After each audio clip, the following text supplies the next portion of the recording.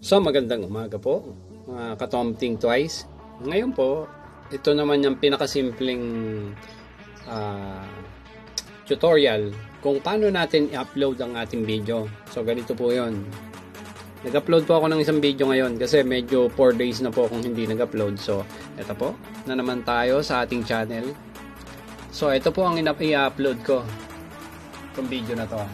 Yan, diba? Yan po ang i-upload ko. Wag nyo pong kakalimutan sa settings niya. Sa mga nagtatanong ng settings, ganito lang po settings niya. Una, title nyo. Yung title nyo, ayan. Lagyan nyo ng 3 hashtag sa huli. Driver safe, speed. Oh. Tapos, ang description po, ganito lang ang description. Description pa lang, make the description rich in keyword for the SEO ng algorithms, di ba? So, ganito po yan. Ilalagay nyo. Unlisted muna. Huwag nyo munang i-public. Make it unlisted or private. It's either dun sa dalawa. Huwag nyo agad ipa-public. Kung gusto nyo naman, i-schedule nyo. Lagyan nyo ng schedule dyan kung kailan nyo gustong pakawalan yung video nyo. Kasi ang binabantayan po natin dyan is yung restriction. Kung magkakaroon tayo ng restriction.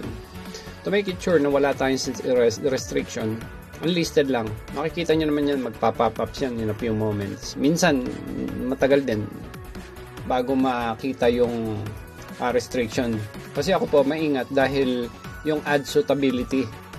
Kailangan suitable sa ads para kumita po yung channel ko. Ayoko maging limited lang siya.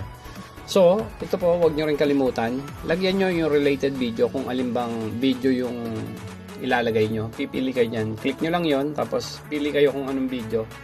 More related po sa akin, iniligay ko siya doon sa ganun din, sasakyan din. So, yun na po, nalagay ko na doon. Ang SEO, ang metadata niya, ginawa ko po ang metadata niya sa, syempre, naandyan na naman po ang ating si Kakampi. Naandyan na naman po yung ating Generate Me. Ito, pakita ko sa inyo. Dito ako nagsimula. Generate a YouTube description for this. Yung title, Drive to the Limits, Skills of All Time. Tapos, attract driver showing unlimited skills. Binigay po ibinigay na ni ChatGPT yung prompt. Ayan na po. Rich in keyword. Daming keyword niya. Bahala siya. Para lang sa metadata yan. To make sure na magiging competitive yung aking video. So, pinalagyan ko din sa kanya ng warning, disclaimer, para to make it sure na wala akong mababanggang community guidelines or any policies. Kinopya ko lang po yan. Mahaba yan. Kinopya ko lang po yan. Copy. Di ba? Tapos, pagka-copy ko po niyan, copy, and then, ipinaste ko po doon sa description dito.